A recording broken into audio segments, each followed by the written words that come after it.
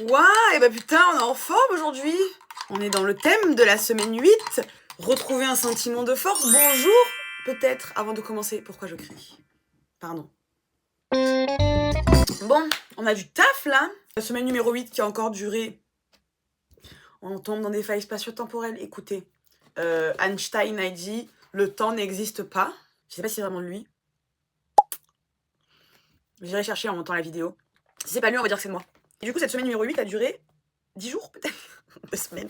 On s'en fout. L'essentiel, c'est arrivé à bon port. Rome ne s'est pas construite en 3 jours. Donc, je sais pas si je l'ai déjà dit, parce que j'ai une mémoire de merde. La semaine 8 était sur retrouver un sentiment de force. Non, bon, on voit pas encore les résultats du sport, mais... Cette semaine, je suis en forme. Je sais pas par où commencer. Ça va être un peu décousu, comme d'habitude, mais c'est ok. J'aimerais commencer par les choses que j'ai mis en place récemment, qui sont plutôt cool. Je cherchais un club, un atelier d'écriture dans la ville où je suis là actuellement, à Nîmes, et je ne trouve rien.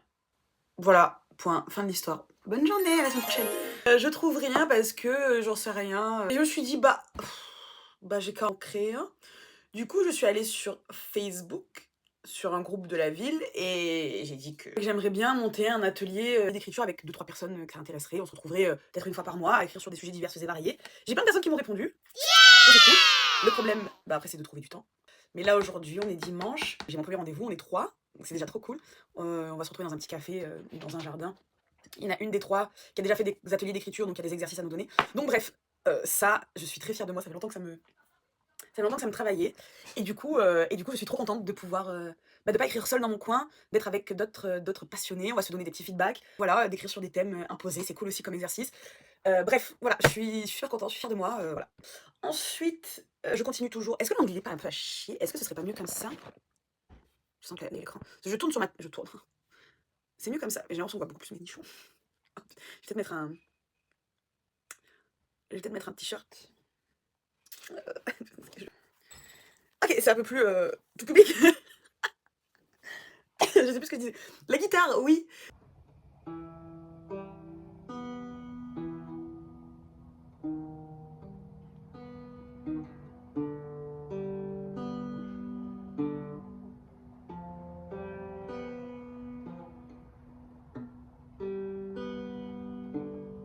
Pour revenir sur notre chapitre, il était assez long quand même. J'ai eu un peu de misère à arriver au bout. Je me perdais par moments. Il y a des passages que je comprenais pas trop, que j'ai dû relire plusieurs fois. Mais ça, c'est certainement dû au fait que j'ai des problèmes de concentration. Et peut-être que je suis un peu bête aussi. Non, arrête, il faut arrêter de dire ça. Tu n'es pas bête. Tu n'es pas bête. Tu réfléchis différemment. Donc, les thématiques que j'ai beaucoup aimées dans ce chapitre, on parle du temps qui est un blocage pour nous autres artistes. Notamment, par exemple, le temps que ça va prendre de maîtriser un nouveau skill. Par exemple, la guitare, ça va mettre du temps.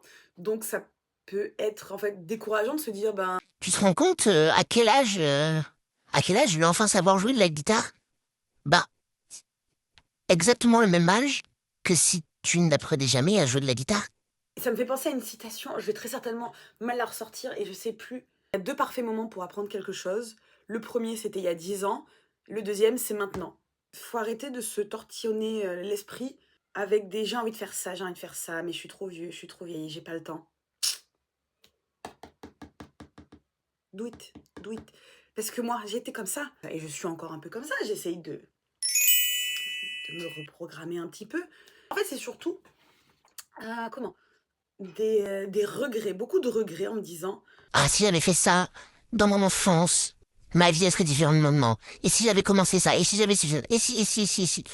Et en fait, je suis bloqué dans ce regret, dans cette culpabilité.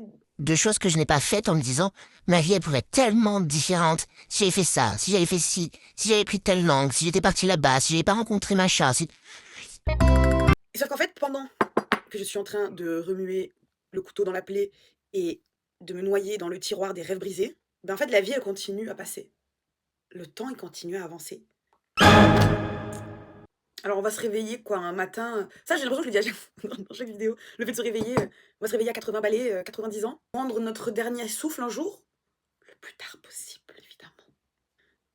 Je touche du bois. Que des bonnes vibes ici. Qu'est-ce qu'on disait? Et regarder en arrière et dire Waouh! J'ai passé mon temps à regretter les choses que j'ai pas fait au lieu de faire ces choses. mais ça va pas. Allez, dans tous les cas, le temps il va passer. Après je dis pas, hein, je sais que c'est beaucoup plus facile de rester confortable et de se... Oh là là, faut que j'arrête. De rester confortable et se morfondre. Mais c'est pas une vie. Oh, c'est vraiment pas une vie. Et ouais, je sais pas, j'ai eu ce petit déclic il y a quelques temps. Et j'ai fait la liste que je ne sais pas du tout où je l'ai foutue. J'essaierai d'y penser pour la prochaine vidéo. La liste de toutes les choses que j'aimerais faire, que j'aimerais apprendre, que j'aime... En fait, oh, c'est même pire que ça. C'est même plus... Désolé, mon cerveau, il... Parfois, je me dis, la version de moi-même dont je rêve absolument, tant que j'aurai pas maîtrisé certains skills, lu tant de livres, vu ces films, appris cette langue, appris à jouer de la guitare, du piano, fait toutes ces choses, tant que tout ça je l'aurais pas accompli à mon âge, parce que là j'ai 32 ans, en fait je serais pas la personne que je veux être.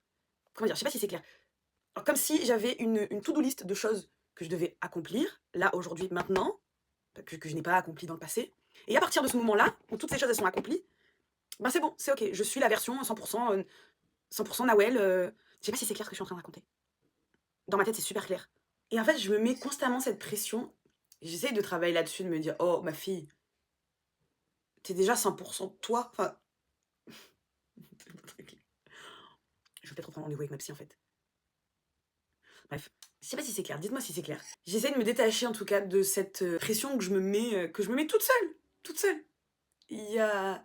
Il y a personne à la porte qui me dit hé ma fille, dépêche-toi, il te reste 2 semaines pour savoir parler arabe parfaitement, jouer la guitare les yeux fermés. Personne, personne, à part moi-même. Parce que c'est qui ton pire ennemi dans la vie? Eh bien, tu regardes dans le miroir et il est là. Donc voilà, Julia nous parle de rapport au temps qu'on a et de cette excuse qu'on se donne de je suis trop vieux et je suis trop vieille pour faire ça. Non, en fait, comme dirait un grand groupe, j'ai nommé les Magic System. Tant qu'il y a la vie, on dit toujours il y a espoir. S'il y a espoir, tu dois bouger, oh yeah. J'étais en train de préparer mon voyage au Canada. À ce moment-là, j'étais caissière dans un petit Super U de mon quartier. Et les clients, ils étaient au courant de mon projet. Et il y en a plein qui me disaient oh là là, j'aimerais tellement faire ça si j'étais plus jeune. Mais là, j'ai pas l'âge. Et je l'entendais à longueur de journée des gens qui me disaient ah non, mais j'ai pas l'âge pour faire ça. Et ça me faisait tellement de peine. Et je leur disais mais il n'y a pas d'âge en fait pour commencer à vivre, apprendre à vivre et vivre ses rêves, j'en sais rien. Bref, un autre point que j'ai bien aimé, pas mal stabiloté, c'est remplir le formulaire. C'est-à-dire, que veux-je dire par remplir le formulaire? Pour moi, c'est faire un petit pas et non un bond en avant, parce que vous risquez de n'y être pas préparé. Soyons très précis, pour vendre un scénario, il faut d'abord en écrire un. Pour en écrire un, il faut d'abord avoir une idée, et ensuite la concrétiser sur du papier, une page à la fois, jusqu'à ce que vous obteniez un scénario de 120 pages.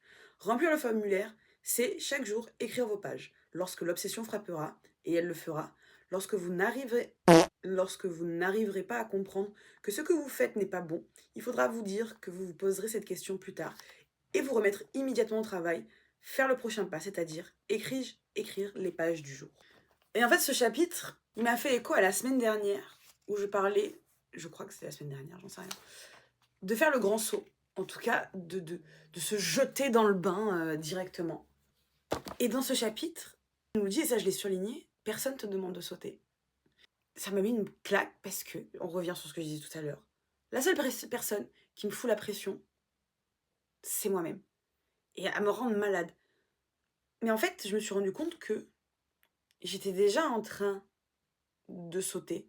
J'étais déjà en train de faire cette espèce de roulade dans cette nouvelle vie, dans cette nouvelle version de moi-même. Je pensais que c'était vraiment, peut-être pas du jour au lendemain, mais qu'il allait avoir un éclair divin qui allait me sortir de, de ce que je suis actuellement et de qui j'étais pour m'amener à qui je veux être. Mais en fait, c'est pas ça. C'est faire des petites actions au quotidien qui nous amènent au fur et à mesure là où on veut être. Et en fait, je trouve que c'est beaucoup plus sain de faire ça petit à petit, un pas après l'autre. Cette image qu'on a, cette grande image qu'on a, bah, elle se fait par des... C'est comme les photos. Une photo... Attends, je sais pas trop jouer avec cette phrase. Mais une grande photo magnifique, là, c'est fait de quoi? C'est fait de tout petits pixels. Et ces petits pixels, c'est quoi? C'est toutes les petites actions qu'on va faire au quotidien. Écrire 10 pages, lire un chapitre, faire le Inktober comme il y a en ce moment, c'est-à-dire faire un petit dessin par jour, ainsi de suite. Oh. On arrête de se foutre la pression. Et je me suis rendu compte que... On parle le fait qu'on soit addict à notre angoisse. Et il y a un peu de ça parce qu'au final, bah, j'ai toujours connu que ça et c'est confortable d'être dans cette vie d'angoisse et de ne rien faire et de juste s'imaginer des choses, inventer des histoires dans sa tête, par exemple. Mais en fait, c'est pas ça être créatif. Être créatif, bah, c'est prendre action et faire des choses. Mais qu'est-ce que j'étais en train de dire? Je sais plus ce que j'étais en train de dire. En gros, Julia, elle nous dit hey, bougez-vous le cul, c'est bon. Arrête de larmoyer dans un coin. Bouge-toi le cul. Bouge-toi le cul. Attention. TW, c'est pas, on n'est pas en mode Thibaut InShape qui te dit on s'en bat les couilles de ta dépression. C'est pas la DA ici, ok? On sait ce que c'est la dépression. On sait ce que c'est de pas réussir à trouver le courage, ne serait-ce que de se lever de son lit ou de se brosser les dents, de prendre une douche. Ça n'a rien à voir, c'est autre chose. Là, je parle du moment où on a réussi à sortir de cette dépression. On a réussi à sortir de cet épisode dépressif. Maintenant, on se bouge le cul. Avant, ça c'est un autre sujet.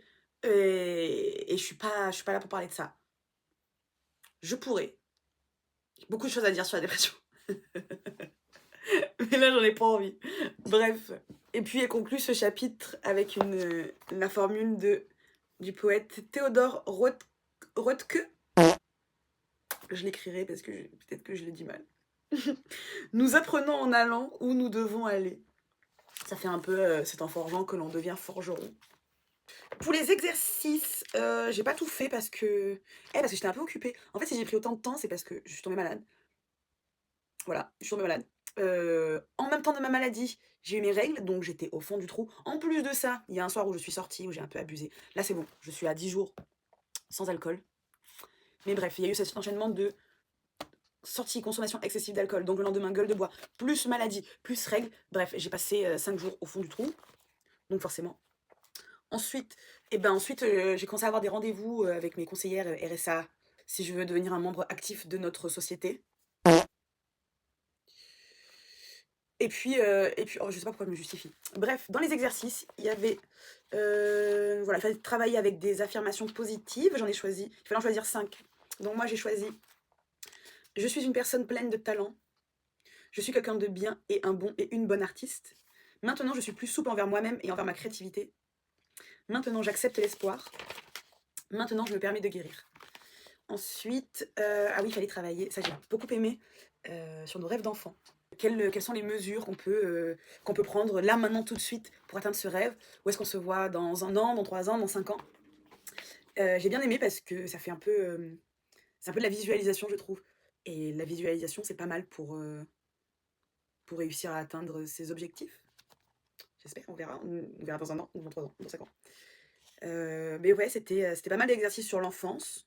Et alors, je les ai pas tous faits. Voilà. Pour les contrôles de la semaine, je crois que j'ai fait mes pages. Sauf les moments où j'étais hyper down. Là, j'ai pas fait mes pages. Et sinon, je les ai fait quasiment tous les jours. Il y a des moments où je suis un peu... j'ai un peu de mal... En fait, je me déconcentre hyper rapidement à cause de... My best friend... Non, regardez. C'est pas trop mignon. J'ai celle-ci, ou alors sinon... Attends, ça, je vais pas raconter ça. Un truc trop cute que je fais. En fait, je mets soit ce fond d'écran, soit celui-ci. Wow. C'est moi, enfant. Pourquoi, me direz-vous? Parce qu'en fait, je me dis... Attention, ça va être super cute ce que je dis. Mais en fait, c'est un peu ma motivation. Genre, tout ce que je fais maintenant, il faut que je le fasse pour elle. Et c'est pas trop mignon. Tout ce que je mets en place, toutes les décisions que je prends, il faut que ça lui fasse du bien à elle. Ouais, je suis un peu cute. Du coup, je sais plus ce que je disais. On s'en fout, les contrôles de la semaine... j'ai pas eu de problème particulier à part la maladie, /règle, /gueule de bois. Mais ça a été... Oh, je me suis fait une carte de bibliothèque. Ça m'a coûté 3 balles. Ah putain, la souplesse des doigts. Ça m'a coûté 3 balles. Merci le RSA. Et du coup, le premier bouquin que je suis allée récupérer, c'est le guide du scénariste.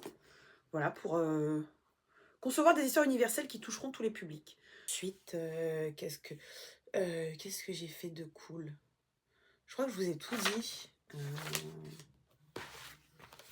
Mais je suis un peu perdue. En fait, je sais pas si j'ai assez bien résumé les chapitres de cette semaine. Mais c'est pas grave, on s'en fiche. Si. Un truc que j'ai fait aussi dans la semaine, ou la semaine dernière, je sais plus, on s'en fout. J'ai une très bonne copine à moi qui est correctrice. Ça marche de ouf pour elle. C'est une méga star. Je suis très contente. Ouais, je suis super fière d'elle. Elle mérite de ouf. Et donc, je lui ai écrit. Gros coup de pression là que je me mets. Elle m'a pas encore répondu, donc ça me... Je lui ai demandé quel était son temps d'attente par rapport en termes de correction de roman. Parce que moi, je veux que ce soit elle qui s'occupe d'un petit bébé que j'ai en tête et que j'ai commencé à travailler. Je n'en dirai pas plus. Et en fait, je me suis dit, quand elle va me donner une fenêtre, j'aurai pas le choix, en fait. Il faut que à ce moment-là, je sois prête à lui proposer quelque chose. Voilà, on se challenge comme on peut, comme si j'avais pas suffisamment de pression dans ma tête avec tous les trucs que je veux faire. Tranquille. Bref, j'ai l'impression que j'ai encore énormément travaillé. J'ai l'impression que j'ai énormément parlé. Après, je parle super vite et je sais même pas quelle heure il est. Il est 4h30. Oh, je vais peut-être commencer à me préparer. En tout cas, j'espère que ce petit bilan, ce 8e bilan vous a plu. Moi, je vais aller continuer ma journée. Et puis, on se voit la semaine prochaine. Ou dans 15 jours. Peut-être que je suis une menteuse. Je vous fais des bisous. Bye!